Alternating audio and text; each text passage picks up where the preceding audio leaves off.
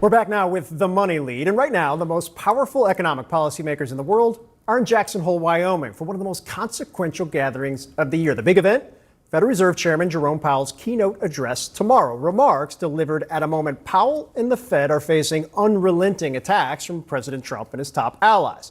Now, at this point, it's pretty clear Trump has resigned to the fact he can't or won't actually fire Powell. It's very disruptive if you fire. I would remove him in a heartbeat, but they say it would disturb the market. That rather rational view, which Trump's top economic advisors have voiced behind closed doors since his first term, is based on facts and data and a clear-cut economic history of dramatic pitfalls that coincide with the central bank's waning independence. But it also has the potential to obscure the stakes of the new front in Trump's unrelenting war on the Fed. This one targeting Governor Lisa Cook. Now, Trump's Federal Housing Finance Agency Director Bill Pulte, seemingly out of the blue, sparked the latest offensive this week, posting a referral to the Justice Department alleging the Biden Fed appointee had committed or potentially committed mortgage fraud. Now, Pulte has also been the most unrelenting Trump attack dog when it comes to a massive pressure campaign to get Powell to lower rates. He's called for Powell to resign. He blasted out a statement on official agency letterhead, citing, quote, reports that Jerome Powell is considering resigning, when no such reports actually existed. Pulte then proceeded to cite those non-existent news reports in a post 2 days later saying the economy like never before. He drafted the termination letter Trump would later wave in front of a group of House Republicans during an Oval Office meeting earlier this month, according to sources. And he then proceeded to again claim this. Well, I can't get inside of his head, but I can tell you what I'm hearing is that he's considering it. He was not, in fact, considering it. But as Powell, still Fed chair, prepares to give remarks tomorrow, Pulte has launched an all-out blitz on Lisa Cook, the Biden-appointed Fed governor. On social media, Pulte has said Cook is, quote, cooked, and that Trump has cause to fire Lisa Cook. Then, like clockwork, Trump took to his own social media to say Cook must now.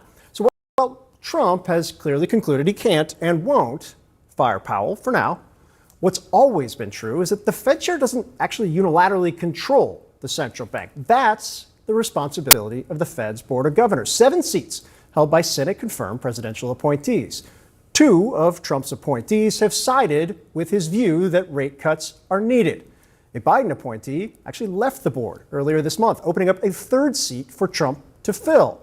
And Trump moved rapidly to appoint his top White House economist, Stephen Myron, for that seat. Sources tell me White House officials have spent the last few weeks laying the groundwork, furiously so, for a rapid confirmation process to get Myron into place by the September Fed meeting. That would give Trump 3 ideologically aligned members of the board. Now, should Cook depart, either via resignation or termination, Trump would have a clear path to a 4-3 majority of his appointees. And with it, de facto operational control of the Fed and more influence over the voting committee in charge of the interest rate cuts he so desperately wants. What I'm saying, and this is a long way of saying it, is the effort to force Cook out isn't some random shiny object to draw headlines. If successful, it would give Trump a clear path to what he so desperately craves: control of the Fed, even with Powell as chair. Now, Cook has denied wrongdoing. There's been no proof beyond Pulte's referral. Trump's ability to fire a Fed governor for cause is a dicey and rather untested legal authority that would rattle markets in and of itself. And let's be clear, nobody's actually defending mortgage fraud here, alleged or otherwise. But today, a Justice Department official sent Powell a letter that signaled the start of an actual investigation into Cook. In the meantime, the official wrote, Powell should remove Cook from the board, which was strange because Powell doesn't actually have that authority. There's no funny business here. This is straightforward stuff. Yeah, no funny business. Oh, okay.